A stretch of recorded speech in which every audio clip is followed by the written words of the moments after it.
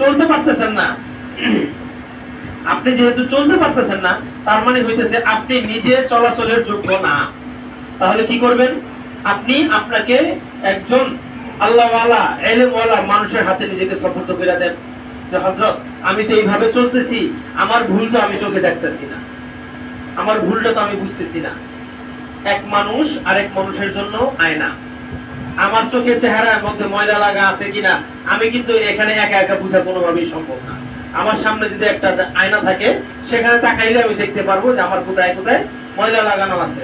সুতরাং আপনার মধ্যে কি ভুল ত্রুটি আছে, আপনি একজন আলেমের কাছে নিজেকে সুপুর্দ করে দেন। যে যেখান থেকে আসছেন, প্রত্যেকের আশপাশে ওলামায়ে কেরাম আছে। আলহামদুলিল্লাহ, আমাদের দেশে এখন আর এমন না যে আলেম খুঁজে পাওয়া যায় না।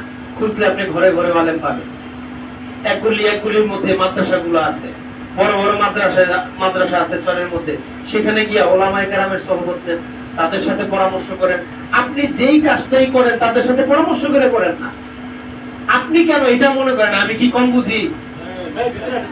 ভিতরে ভিতরে চলে আসেন, ভিতরে যে ফ্যান আছে এখানে থাকা, একটু সামনে চলে আসেন জায়গা করে। আমি কেন এটা মনে করি যে আমি অনেক বেশি বুঝি? এটা মনে করা তো অনেক বড় ভুল, এটা মনে করা যাবেই না।